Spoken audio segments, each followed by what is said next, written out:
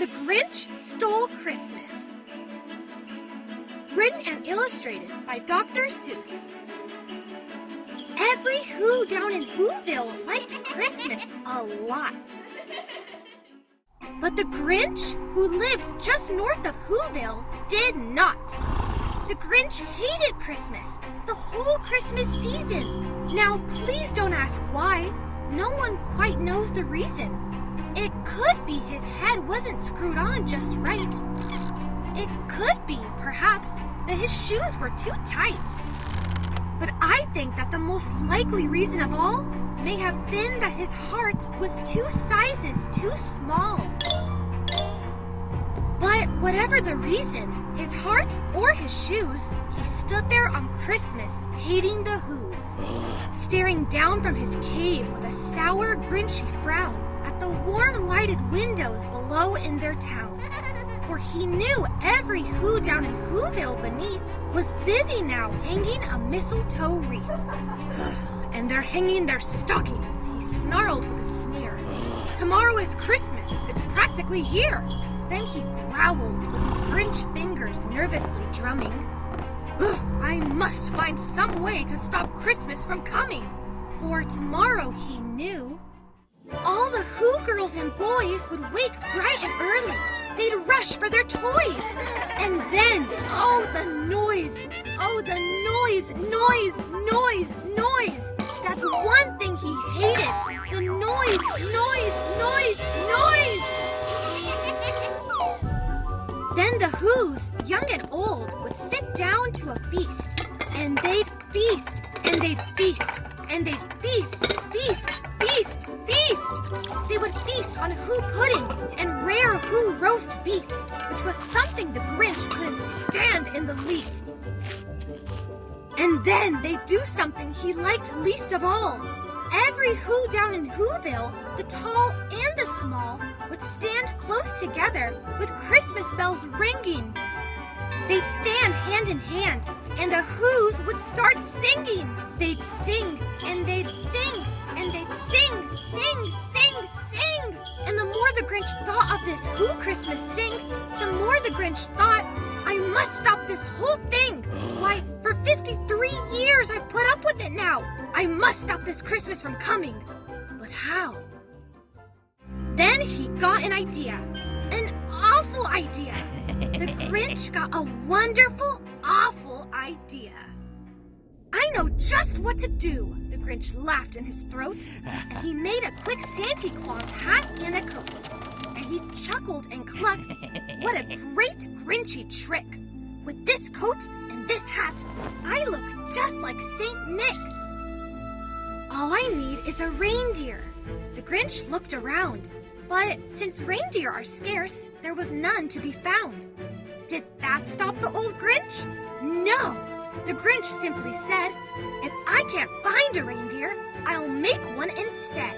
So he called his dog Max. Then he took some red thread and he tied a big horn on the top of his head. Then he loaded some bags and some old empty sacks on a ramshackle sleigh and he hitched up old Max. Then the Grinch said, get up! And the sleigh started down toward the homes where the Whos lay a snooze in their town. All their windows were dark. Quiet snow filled the air. All the Whos were all dreaming sweet dreams without care when he came to the first little house on the square. This is stop number 1, the old Grinchy Claus hissed, and he climbed to the roof, empty bags in his fist. Then he slid down the chimney, a rather tight pinch. But if Santa could do it, then so could the Grinch. He got stuck only once for a moment or two. Then he stuck his head out of the fireplace flue, where the little Who stockings all hung in a row. These stockings, he grinned, are the first things to go. Then he slithered and slunk, with a smile most unpleasant, around the whole room, and he took every present. Pop guns and bicycles, roller skates, drums, checkerboards, tricycles, popcorn and plums. And he stuffed them in bags. Then the Grinch, very nimbly, stuffed all the bags one by one up the chimney. Then he slunk to the icebox. He took the Who's feast. He took the Who pudding. He took the roast beast. He cleaned out that icebox as quick as a flash. Why, that Grinch even took their last can of Who hash. Then he stuffed all the food up the chimney with glee. And now, grinned the Grinch, I will stuff up the tree. And the Grinch grabbed the tree and he started to shove when he heard a small sound like the coo of a dove. He turned around fast and he saw a small Who. Little Cindy Lou Who was not more than 2. The Grinch had been caught by this tiny Who daughter who'd got out of bed for a cup of cold water. She stared at the Grinch and said, Santa Claus, why? Why are you taking our Christmas tree? Why? But you know that old Grinch was so smart and so slick, he thought up a lie and he thought it up quick. Why, my sweet little tot, the fake Santa Claus lied. There's a light on this tree that won't light on one side. So I'm taking it home to my workshop, my dear. I'll fix it up there, then I'll bring it back here. And his fib fooled the child. Then he patted her head and he got her a drink and he sent her to bed. And when Cindy Lou Who went to bed with her cup, he went to the chimney and stuffed the tree up. Then the last thing he took was the log for their fire. Then he went up the chimney himself, the old liar. On their walls, he left nothing but hooks and some wire. And the one speck of food that he left in the house was a crumb that was even too small for a mouse. Then he did the same thing to the other Who's houses, leaving crumbs much too small for the other Who's mouses. It was 15:15 dawn. All the Who's still abed. All the Who's still a snooze when he packed up his sled. Packed it up with their presents.